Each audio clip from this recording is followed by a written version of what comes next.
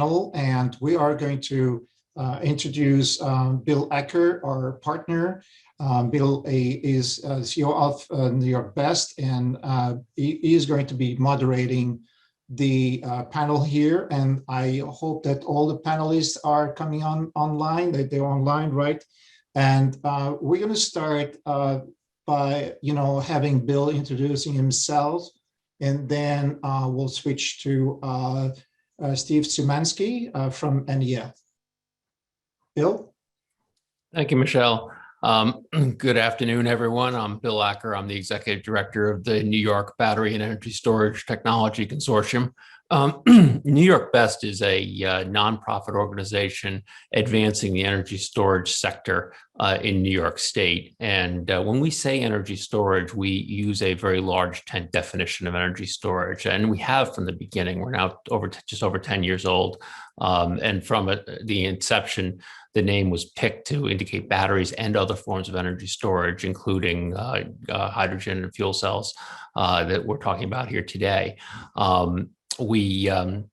We have about 180 member companies, mostly companies, some universities and national labs in our organization.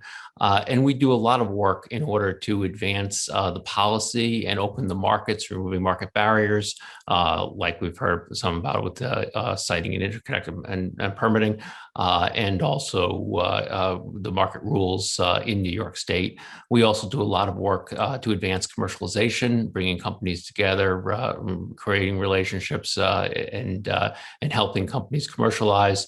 We have a testing laboratory in Rochester, New York, operated for us by DNVGL, and do a lot of work in bringing companies' technology forward and making sure that it's properly evaluated and has traction in the marketplace. So with that said, I guess one last piece on New York BESS is we run a number of conferences each year, and we have our main conference each year we call Capture the Energy, and that's going to be occurring on June 22nd, 23rd, and 24th of this year. It's a virtual conference this year again, and then we'll have a live conference in the fall. So we'd encourage you to check that out. With that introduction, I'm delighted to be here today and to partner, and I compliment Michelle and Sustainable Westchester on really doing a really nice job putting this together. We're now going to move to our speakers. The way we're going to do this is each speaker is going to have about 5 minutes, give us an introduction and an overview, and then we're going to have a moderated panel discussion. So I'll now turn it over to Steve Szymanski from Nel to give his presentation. Take it away, Steve. Well, thank you, Bill, and thank you to Sustainable Westchester and to Michelle for pulling this together. I will say that I did participate in the first workshop we did in White Plains in December of 2019, and I really miss kind of having everyone together so that we can kind of interact a little more easily. But I do really appreciate that this is. This is a well done format, and I appreciate the opportunity to participate. Next slide, Michelle.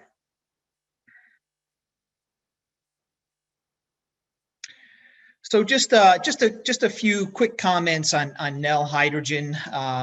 We have a vision as a pure play hydrogen company of really empowering generations with clean energy forever. I mean, we talk a lot about kind of industrial applications for hydrogen and kind of commodity applications for hydrogen, but really the core vision of the company is really centered around the application of hydrogen to enable clean energy. And that's really what we're talking about when we talk about green hydrogen. Next slide, Michelle. Just a few kind of factoids about Nel Hydrogen.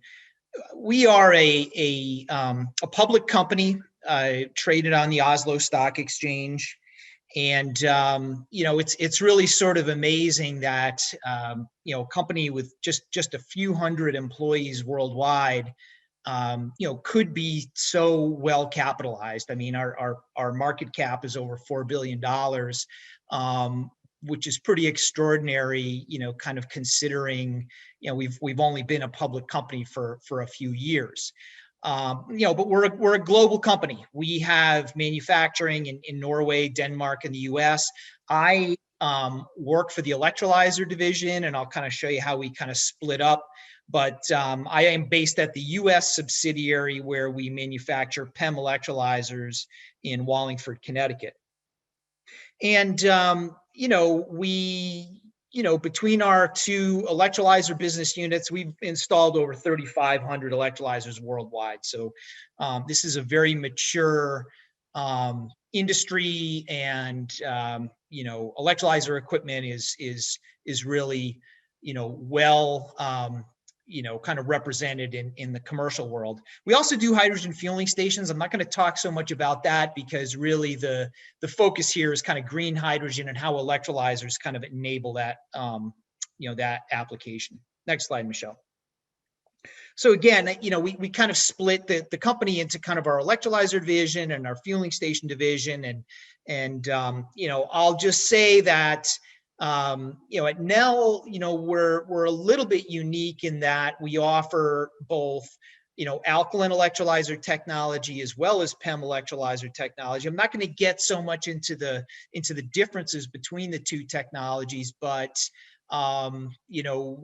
having both kind of gives us, we feel some added value because we're able to kind of approach each project in a technology neutral way, and kind of figure out what's the best solution for the customer. Next slide, Michelle. So I just wanted to kind of highlight kind of the manufacturing centers, because when we talk about capacity, it's very important to kind of understand kind of where electrolyzer companies really are. Now, at the PEM electrolyzer division in the US, we have a manufacturing capacity of about 50 megawatts per year. And that's, I'll say, in a one shift operation. So, we believe that with the current factory that we have in Wallingford, we could probably do about 100 megawatts of PEM electrolyzer capacity.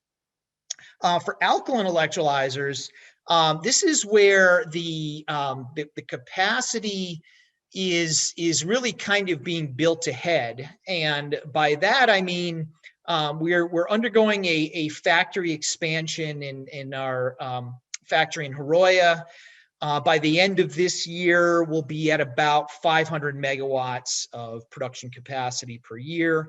And we have a build out plan in that same facility to get to over 2 gigawatts per year of production capacity. So, nobody has built a, 100 megawatt plus scale project since, we did it in the first half of the 20th century, but there's enough confidence in these emerging markets and the demand for the technology that, we are going ahead and building capacity to be able to address that. And I think most commercial electrolyzer companies are doing the same thing. Next slide, Michelle. So $1.50 a kilogram is something that we announced at our Capital Markets Day a couple months ago. And that is I think, for many people, they would say, $1.50 by 2025 is might not be realistic, but we have a very specific pathway to achieving it. You can see some of the assumptions in the fine print underneath. I won't get into the details on those, but $1.50 a kilogram by 2025 really will be an enabler for green hydrogen. And I have a couple slides to address that. Next slide, Michelle. So, when we look at, what are the things that are going to enable $1.50 per kilogram hydrogen, just this waterfall chart kind of shows just a few of the contributors. First, the expansion of the factory in Haroya, that's a big step right there. I mean, being able to increase our capacity, introduce advanced manufacturing techniques, mass production techniques, I think somebody in the previous discussion kind of mentioned how, PEM electrolyzers and PEM fuel cells can kind of share in, kind of cost reduction opportunities because of the similarity. Well, I mean, that's also true of electrode fabrication for alkaline electrolyzers. And so that expansion, doing more automation, less kind of batch processing, less touch labor, that's going to drive a significant amount of cost out of the electrode manufacturing. And then there's this big, EPC piece. I mean, one of the things I tell people, when I first got into the electrolyzer business over 20 years ago, I used to tell people I was in the hydrogen appliance business, because that's kind of like, what we were doing back then. We were manufacturing relatively small systems, literally plug and play. These were literally things like, hydrogen generation appliances. But today's larger green hydrogen projects that we're talking about really are design build projects. And so, there's this significant EPC component. And so one of the things that we're doing is kind of standardizing designs that will enable us to reduce kind of the engineering scope for these plants. Procurement, by standardizing components and kind of subsystems, we're going to be able to take cost out because we're able to kind of develop a supply chain, and we're able to kind of produce these things in a much more efficient way. And, on the construction side, again, by having kind of standardized designs, prefabricated skids, pre-integrated subsystems, that will reduce the installation and commissioning efforts on site. And so when you kind of, add all these contributors up, going to, a 75% cost reduction, which is the kind of thing we're talking about, really is quite possible. We have a very specific, detailed pathway for actually achieving this. Next slide, Michelle. I think this is my last slide, just kind of discussing kind of, electrolyzer capex. And, this is actually an IEA, kind of chart. And on the left is your alkaline electrolyzer capex on a $ per kilowatt scale. And, you can see that, at the mid-level of the band, we're already at, below $1,000 a kilowatt for alkaline electrolyzers. Okay. And then on the PEM side, we're starting from a higher point. Nominally you could say for a 1 megawatt system today, we might be closer to $1,500 a kilowatt. As PEM systems also get larger and we take advantage of the same kinds of economies of scale and standardization, things like that, those costs are going down as well. And to show kind of the convergence on the right, you can see the dotted line is kind of the lower end of the band on the alkaline capital cost, and how the PEM cost is really converging towards the alkaline cost. So we really do see alkaline and PEM kind of converging in the long term. And, I think that, we have a very specific pathway for achieving that for both technologies. And I think that's my last slide.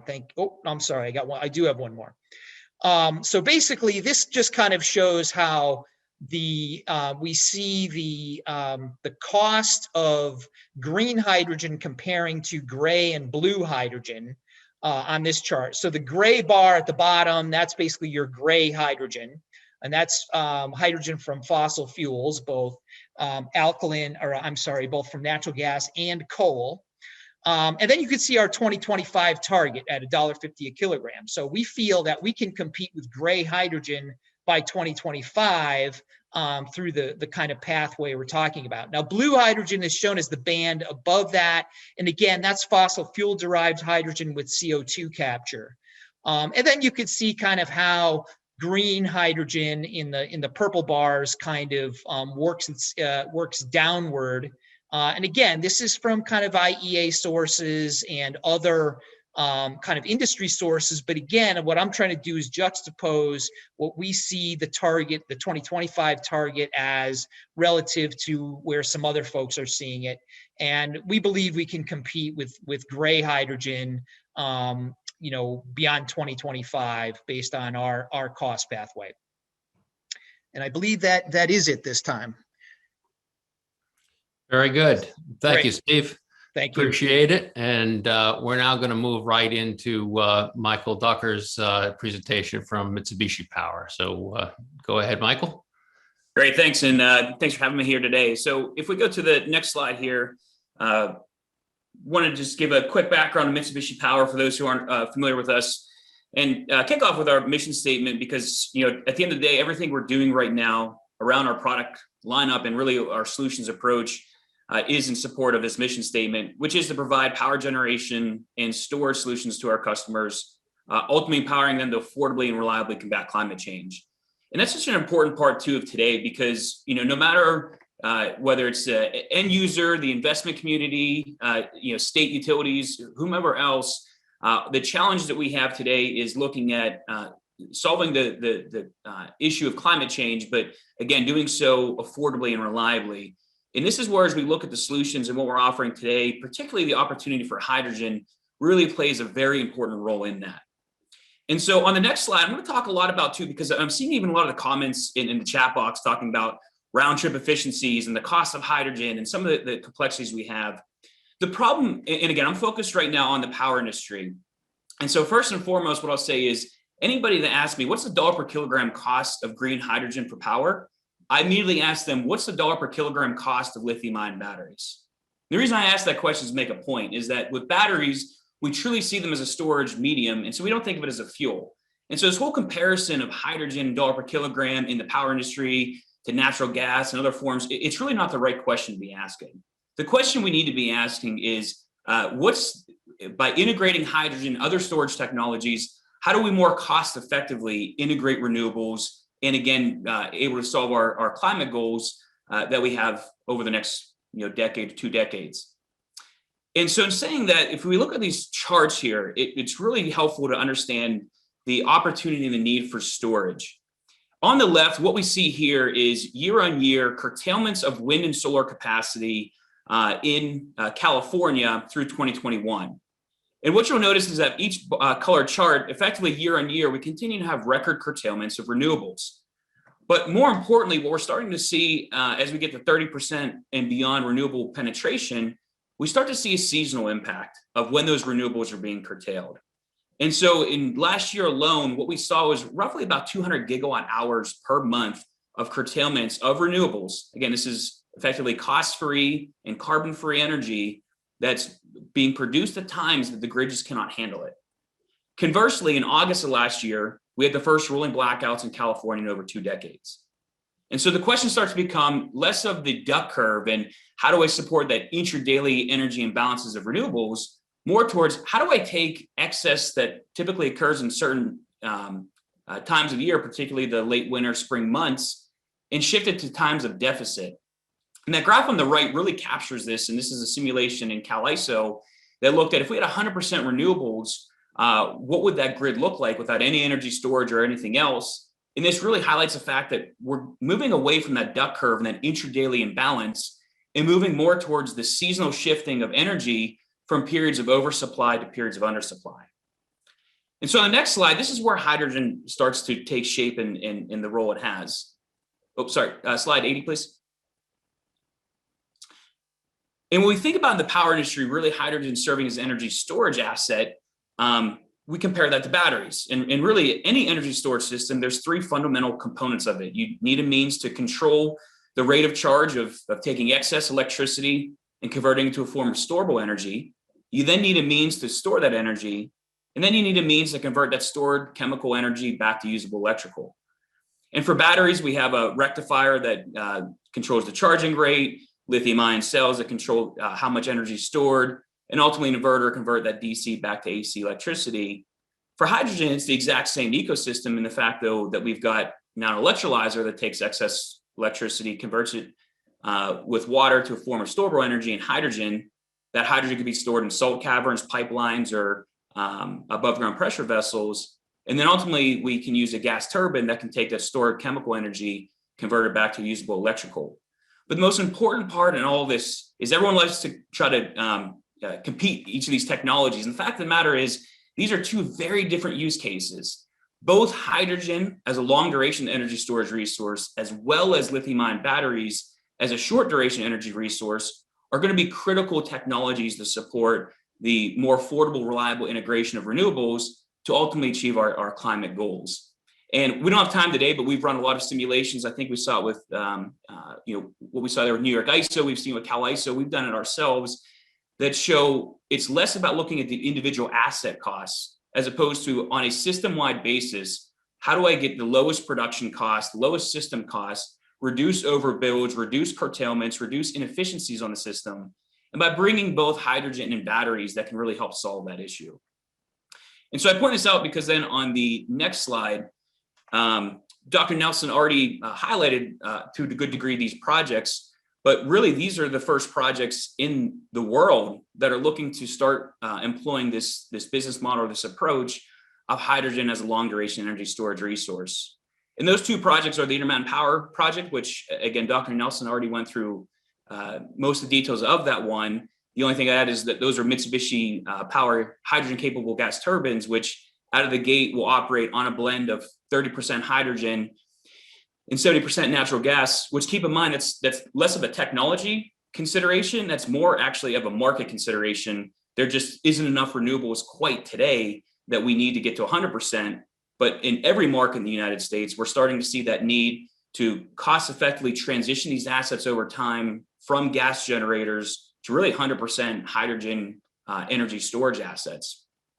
And then adjacent to that site, we have our Advanced Clean Energy Storage Project, which is the world's largest renewable energy storage project, where we're utilizing the salt caverns that we have in Delta, Utah, to store green hydrogen that not only can serve the power industry, but also other verticals looking to decarbonize, like heavy haul transport and heavy industrial sectors.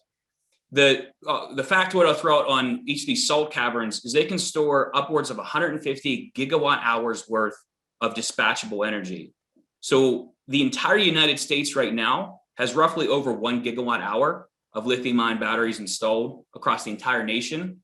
And so in each one of these salt caverns, you can store about 150 times the entire installed base of batteries in the US. And in this formation alone over in the West, we have about 100 cavern capability. And so when we think about large scale energy storage, that's where the role of hydrogen really can come into play. On the next slide, just going back to the gas turbine piece and how are we able to achieve this, really one of the fundamental design philosophies that we've taken at Mitsubishi on the gas turbine piece is trying to avoid rework, trying to avoid, having to come in and retrofit plants with extensive amount of hardware. How do we make the most minimal amount of changes to that infrastructure to support, again, cost-effective integration of hydrogen over time? And right now, really the only major component that we need to change in the gas turbine itself is the combustion system to be able to go up to 100% hydrogen. Going on the next slide, just to make sure we continue with this trend, as Steve was talking about, the electrolysis industry is very well mature, commercially mature. It's now just first of a kind market applications. The same goes for hydrogen use in gas turbines. We've been running hydrogen in gas turbines for decades, actually back to the 1970s. We've already hit 100% hydrogen capability on different combustion systems. Really what's changed today is the market application need, particularly looking at using today's latest advanced class gas turbines, which can achieve ultra low NOx of down around 2 ppm at the stack. And so just showing on here right now, we've already achieved 30% hydrogen mix with our existing gas turbines that are out there that use these latest advanced class, which is known as pre-mixed dry low NOx combustion systems. By 2025, all our validations will be complete for our latest combustion systems that will be able to run on 100% hydrogen. And so it's not just the Intermountain Power Plant. We also had Capital Power. We've got about a dozen different customers today that are also signed up or in the process of signing up for this 100% hydrogen capability. And all of it is really this transitory approach of how do I get steel in the ground today to meet my resource needs, but also recognizing that steel in the ground today, how it's used is going to fundamentally change over the next 2-3 decades. And I want to make sure that I can change with markets and as more renewables come online. And that's really the value of hydrogen. And the last slide, just in closing here, is understanding that Mitsubishi really has been moving, as I said, beyond just a technology provider, more from a solution standpoint. And this is where we created our Hydaptive package. And the Hydaptive really is looking at integrating both the hydrogen production and the hydrogen utilization and hydrogen storage all in one site. And really, particularly for the grid operators and other entities out there, at the end of the day, this looks like a giant battery in an extremely flexible energy storage system, such that when we look at periods of oversupply, I can be running the electrolysis, turning down the gas turbines, and be able to create a huge swing on the system to support oversupply events. At the same token, instantly, if we have an undersupply event, I can shut down the electrolyzers, I can bring up the gas turbines, ramp those very quickly, and we can support huge swings then on ramp the other way. Additionally, the gas turbines are providing very critical support like inertia, response, primary, secondary frequency response, et cetera. And so in a grid of the future, where we have that need for these types of services, this is part of the value that integrating these systems can really bring to the table. So with that, very much look forward to the rest of the panel and the conversations, questions hereafter. Thanks, Michael. We'll now move into Philippe Boisver from Plug Power to give our next presentation. Perfect. Thank you, Bill. Thank you, Michel. If you can move to the next one, Michel. So really what I wanted to say is that Plug Power, we've been trying to be the global leader in hydrogen fuel cells. We started over 20 years ago, focusing primarily on fuel cell systems. And to date, we've deployed now over 60,000 of them.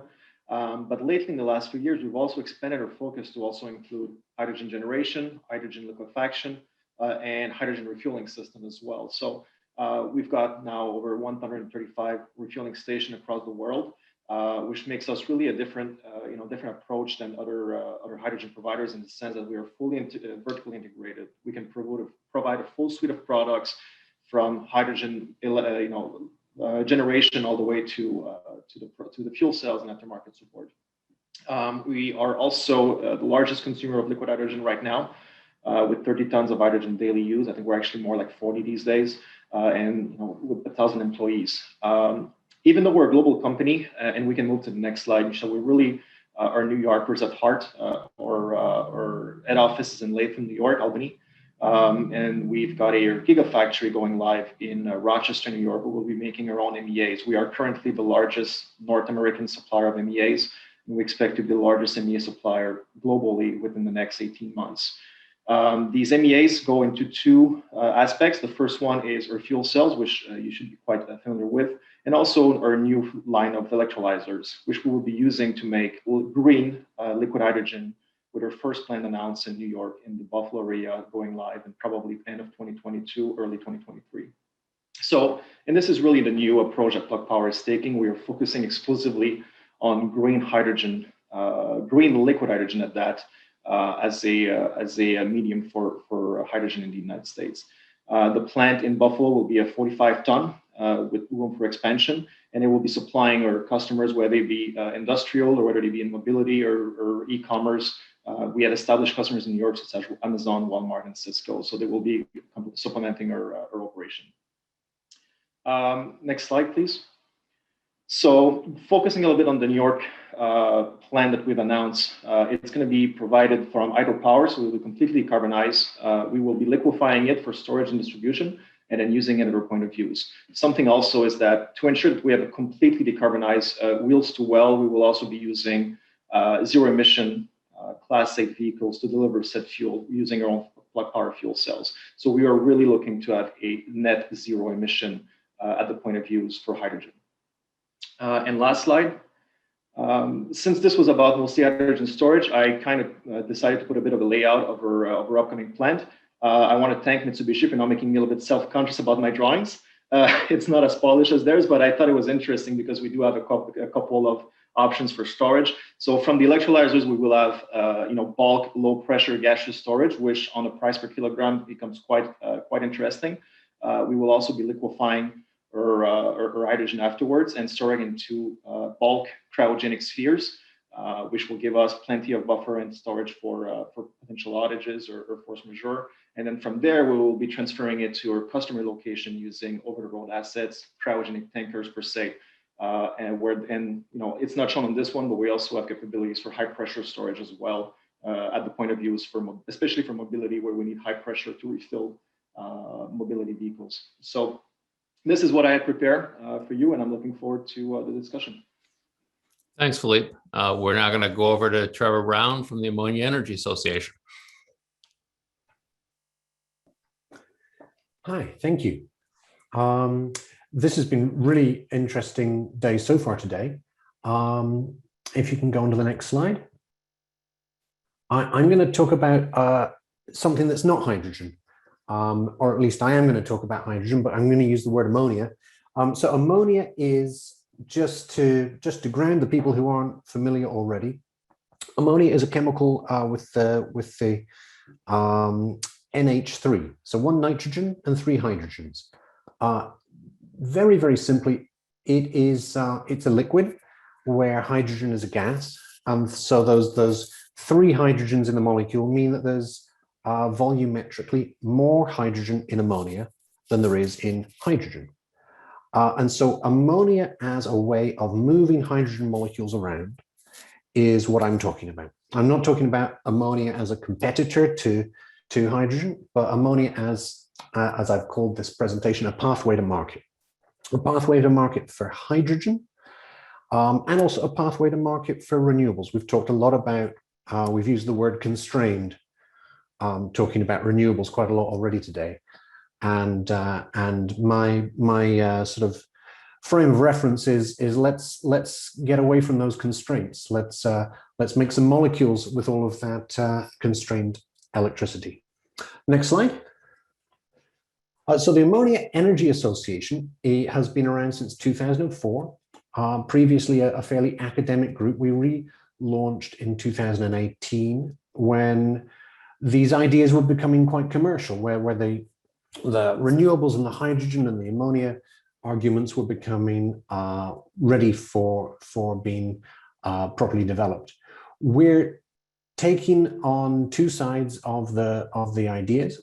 First, we need to be decarbonizing ammonia production. We currently make 180 million tons per year of ammonia around the world.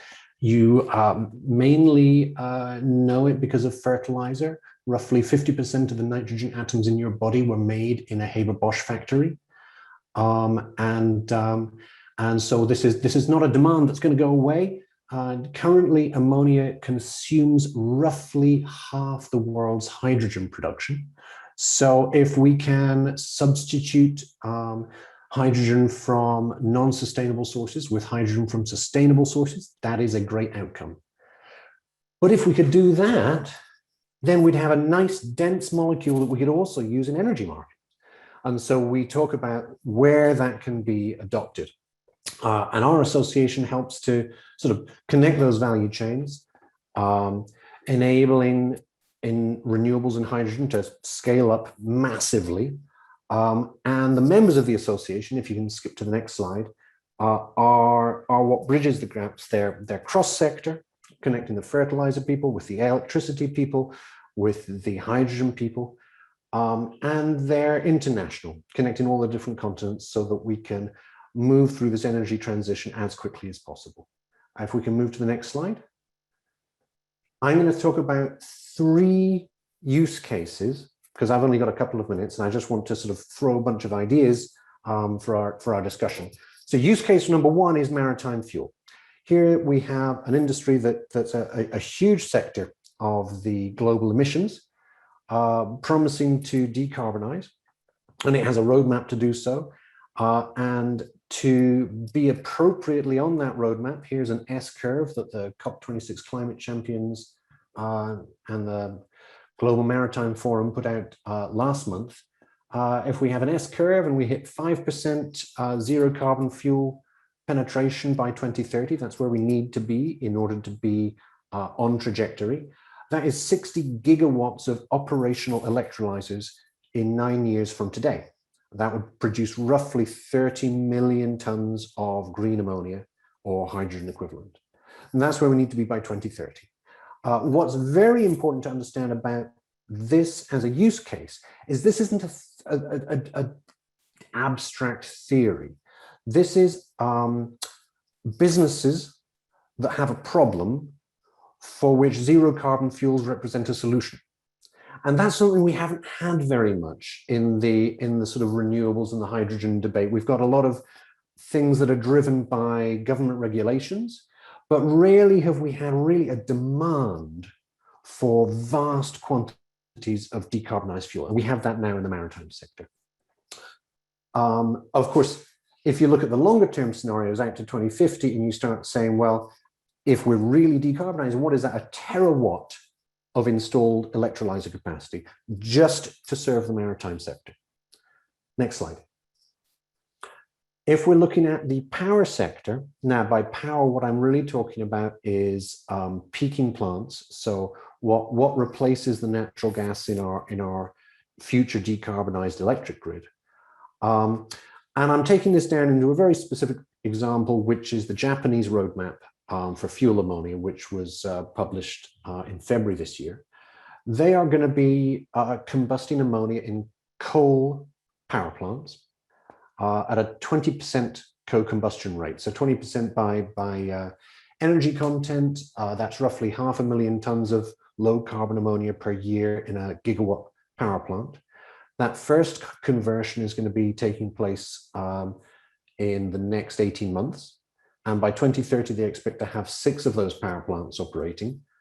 The trajectory, and I notice Michael didn't mention it, but Mitsubishi Heavy Industries' new 40 megawatt ammonia gas turbine is part of the next step of their trajectory, which is that we move to an ammonia gas turbine technology. Their plan is to have a 30 million ton consumption powering a completely decarbonized Japanese power grid by 2050. And the Japanese energy trading companies and exporting those technologies in the region to create a 100 million ton per year regional low carbon ammonia demand for the power sector. And if you move to the next slide. One of the previous speakers mentioned the Saudi Arabia project that is a $5 billion 4 gigawatt project in a city of the future that they've not built yet called Neom. And this is an ammonia plant. This is a 1.2 million ton per year ammonia plant that Air Products is going to be taking the offtake, exporting it into where there is hydrogen demand, and then cracking it back to splitting the nitrogen and the hydrogen molecule back into pure hydrogen for use in fuel cell trucks.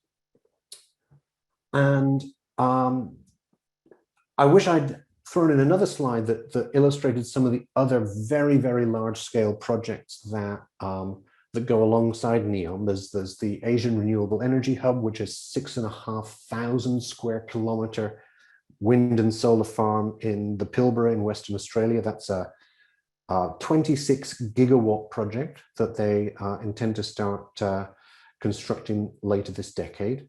And there's many others. These are being announced. You know, there's another gigawatt scale green ammonia project being announced every couple of weeks at this point. So if you move on to the final slide, I just wanted to sort of wrap up with some sort of questions and conversation starters. So to what extent is ammonia as a hydrogen carrier being considered when people talk about hydrogen in an energy system? To what extent are ammonia fuel cells part of the portfolio under examination, and ammonia turbines? What scale does your project have to be for ammonia to be a more cost-effective solution than hydrogen? There is a scale, but where is it? What's the tipping point where your project is going to be better served by using pure hydrogen versus pure ammonia? And if we were connecting 60 gigawatt installed capacity of electrolyzers in the maritime market into additional kind of scale of capacity in a power market, plus all of the generation that we're going to require to serve the hydrogen market, not to mention decarbonizing fertilizers, and you start combining these different capacities into a system. How does that whole system design or imports between sectors and sector coupling impact the way we approach these questions? And my final thing I just want to say is certification is a huge topic.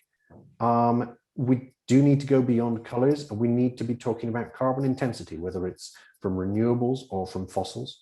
I'll just, for example, you know, your methane pyrolysis technology is going to have a very, very low carbon footprint, but it's not going to be green.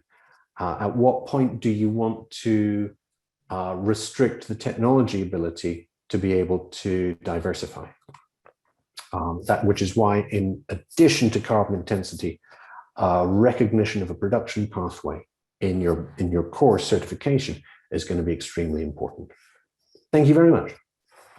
Thanks, Trevor. And our final speaker today is Olivier Machet from ENGIE. So please take it away. Thanks, Michel, to invite me to this panel. Very proud also to share views and vision about main challenges and experience we are facing right now on the development on our projects. You can go to the next slides, please. So you may know about ENGIE. We are a worldwide company, energy utility. We have three main objectives. The first one is to develop a renewable, to be well placed in the infrastructure, and to develop also energy services. Our main purpose is to accelerate the energy transition toward carbon neutral economy, and by pushing services, infrastructure, but also global solutions. And today it's more than 170 people that are working towards this target. You can go to the next slide. Let's speak about hydrogen. I think we all share this view, the fact that hydrogen will be part of this green energy mix. And at ENGIE, we do believe that this energy vector will balance some part of the world that will be in lack of renewable and some part that will be in excess of renewable energy. And this hydrogen will be able to balance, in fact, the globality of the world. And so at ENGIE, we are deeply convinced that to develop this vision, we need first to develop large-scale installation by focusing on some specific areas with specific segments. Then to develop local hubs or cluster around this development, and then to enlarge this vision and to connect the different countries' hubs together. And today it will be able due to the large transportation of hydrogen that are under development. And we could have a discussion on it with different projects that are pushing today at worldwide level. So this vision, you know, has been built 5 years ago. And at that time, lots of people were looking at ENGIE as it's not possible, what's this, and so on. And today it's a reality. It is shared by different companies and different associations. And at ENGIE, we are implementing this vision on real case development. If you can go to the next slide, please. Just to give you some figures about the project that we are running today, more than 40 projects are in the portfolio from different stages of development, from the inception, so the beginning of the project, to the execution of some of it. So we are targeting first the industry because we want to have the scale of the project to ensure the cost decrease of the production. And then we address other usage around this main off-takers. The main sectors that we are looking at right now is the traditional sector that are using hydrogen. So it's, for example, ammonia, refinery, cement, for example. but also we are developing new usages. New usages are, for example, the development we are pushing in mines, but also for heavy mobility usage, such as trains. You can go to the next slide, please. Yeah, here is, you see all the projects. So anytime, and you see the project first are developed with large scale of taker, and then we ensure the development by developing the infrastructure around the project, mainly by leveraging on existing infrastructure such as pipes, CCGT, for example, or LNG terminals. Next slide, please. So I just wanted to explain one case we are developing right now. You may have heard about it. It's a case that we are developing with Total. It's a case based in the south of France called Masshylia. This is a typical new type of project that you can see in the development worldwide. It's a 100% green hydrogen project with dedicated development of a PV farm, electrolyzer, and its storage.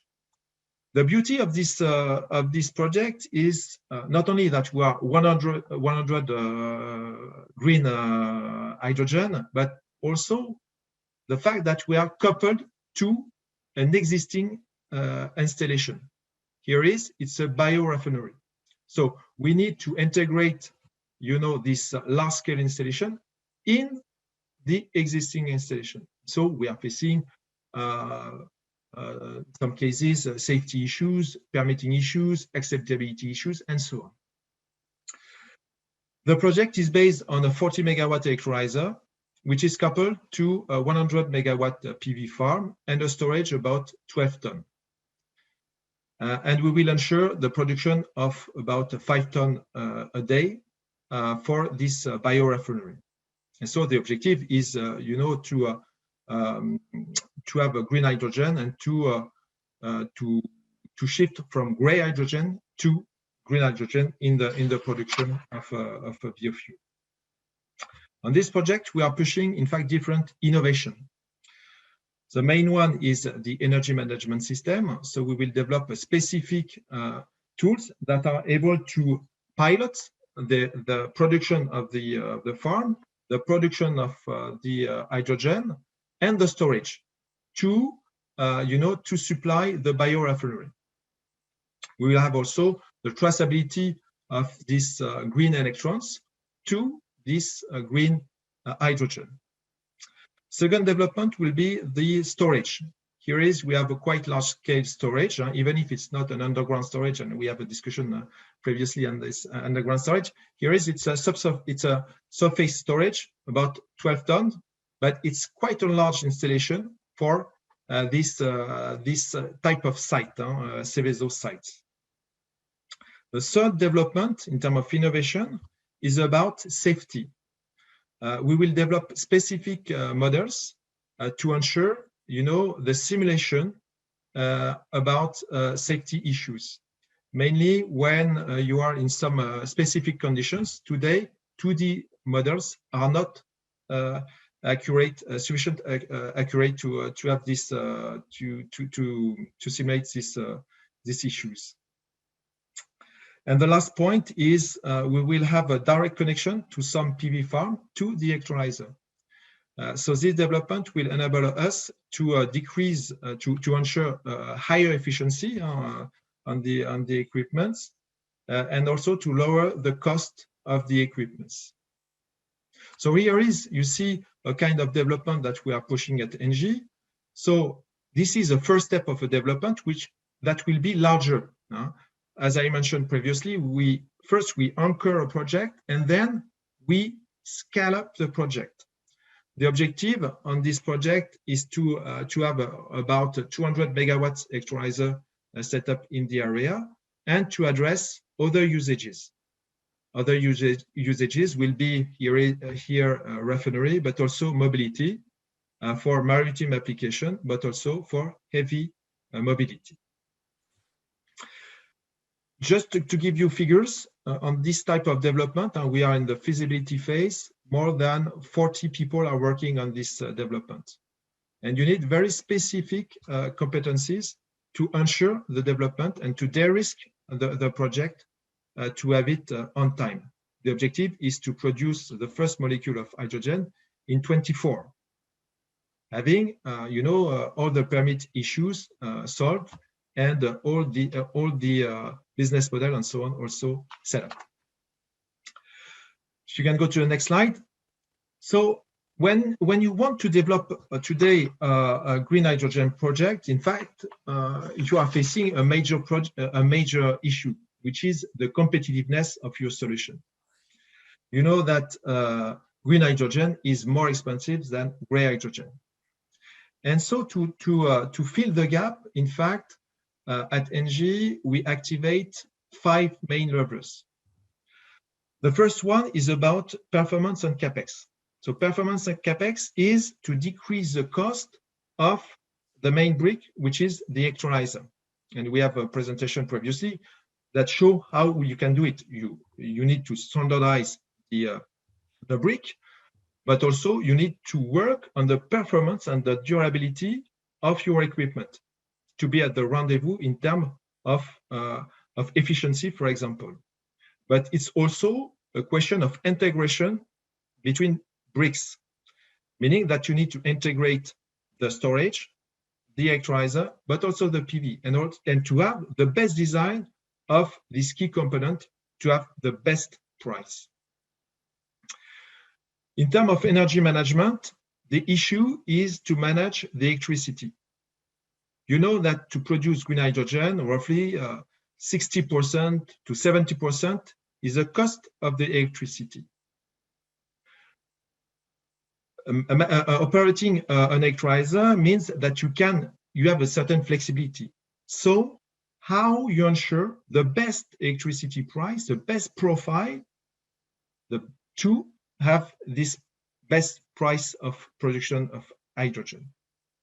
So it's managing PPAs, so long-term contracts, but also the profile of this electricity with the reaction of your electrolyzer. The third point is the ecosystem. The ecosystem is, in fact, ensuring the development of hydrogen for industry, but it's also working with the surrounding. And anytime you develop a project, you not only discuss with your main customer, but also with all the partners, all the potential partners to develop this ecosystem. The fourth point is the added value. Added value is what you can bring today with green hydrogen. So when you back your green hydrogen with PPAs, with long-term PPAs or specific development of renewable, that's the case, for example, for Total, you can ensure a long-term vision on your price of hydrogen. So this is a value for your project. You have also other value, the fact that it's 100% green. And you know that we are working, for example, with some green fertilizer, and we are working to show what is the value of this green fertilizer on the market. There is a value, and we need to push this value. The last point is the partnership and the supports. So launching this business needs supports today. And it's important not only to work on the demand side, so to have targets on CO2 emission, for example, but it's also working on the supply side.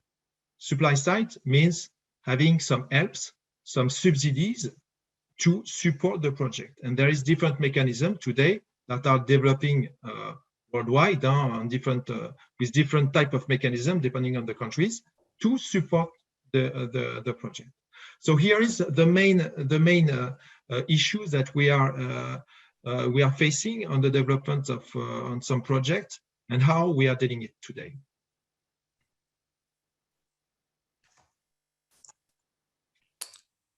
Very good. I just wanted to give Bill 5 minutes to wrap it up, because we are going to skip the break and go directly to the second panel. And if you have burning questions. Great.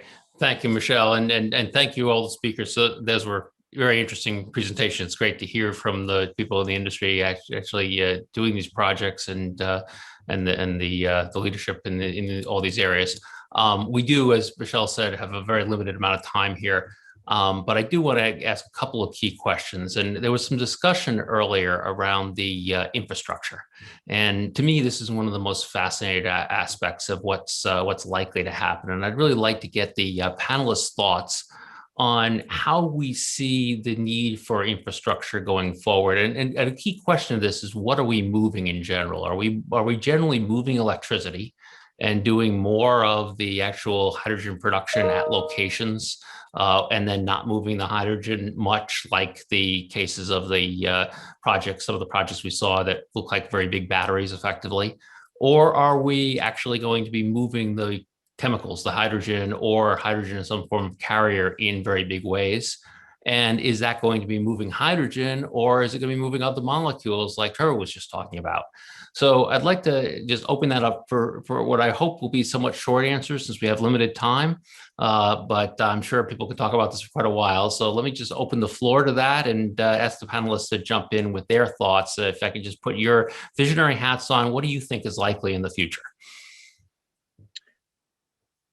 Yeah, I guess I'll jump in and say that, you know, I think we're moving toward large centralized production, which really lends itself to moving molecules.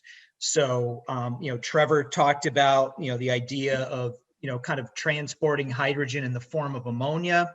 You know, I think that as we go to these, you know, large projects, you know, like the NEOM project and some of the other really large, you know, centralized production projects, you're going to be moving molecules and you're not going to be moving electricity around to make the molecules.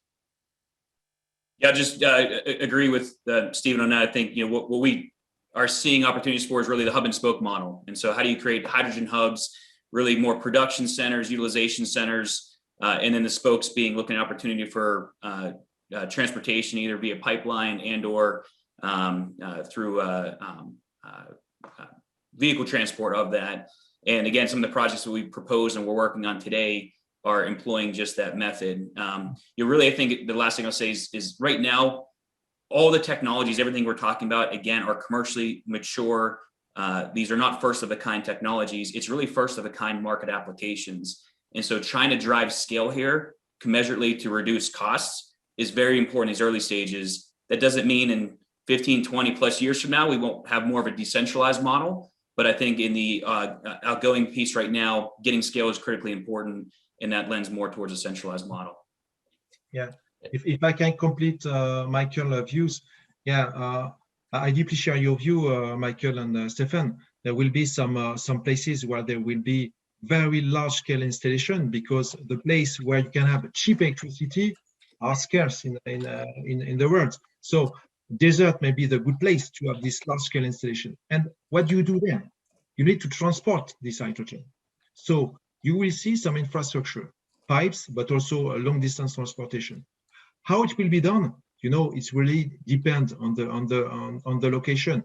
And also there is no clue today on the way you can transport hydrogen on long distance. Some are betting on ammonia, other on liquefied hydrogen. It's really depend on the specific local issues also. So building this, you know, this infrastructure and syncing this infrastructure now by also the conversion of some existing installation is very an important issue. And that's what we are working on at European level, for example, with the backbone.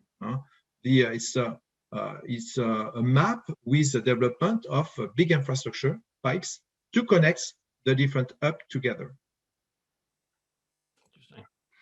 Well, I might just add a last thought.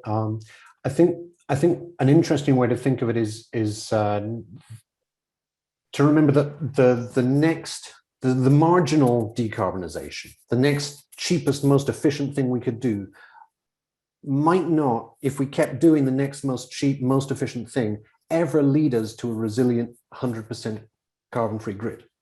We might have to do something that's actually not very efficient and not the cheapest thing in order that we come up with a solution that allows deep decarbonization. If we keep doing incremental solutions, we hit a roadblock. And so when you talk about, you know, which is going to be the infrastructure, I think first we're going to have multiple infrastructures. We're always going to have the electricity grid. We're always going to have very large gas carriers carrying molecules around the world, whether it's heavy, you know, whether it's crude oil today or coal, or in the future, hopefully it will be something renewable. But how we integrate those in a way that is rational is really the challenge of this decade, is to try and figure out how do we get to 2050, you know, on the trajectory we need without going down too many dead ends. Yep. Very good point. And let me give Philippe the last word here, just a related question of the of whether Plug is, you know, I think you guys are looking at liquid hydrogen carrying, and you're already distributing a lot of hydrogen. Is that how you see it in the near term, Philippe? Yeah, I mean, if you look at total volumes, I think large centralized production is going to dwarf all of the small installations, but I think it's going to be a combination. You know, in the near term, we don't need this. Not every customer needs a ton a day of hydrogen. It starts small until they can grow into it. And so I do see opportunities for small on-site generation opportunities where we more transfer electrons. It's going to be market specific in certain areas until it really reaches scale. But yes, Plug Power is committed to, we will be building a infrastructure across the United States. We're at 6 plants right now, liquefied hydrogen plants to cover all markets. And we are looking at similar plants in Europe as well. But we are also doing, you know, smaller projects where we connect directly, interconnect with the grid, or take stranded electrons. So I think it's going to be a combination. But in terms of pure volume, I think centralized plants will be the major player. Well, thank you very much, all of you panelists, and including Bill Acker, and appreciate that. And as you know, Olivier is actually in France and in the wee, you know, almost the night, and appreciate you coming on all of you coming on and engaged in a very lively discussion.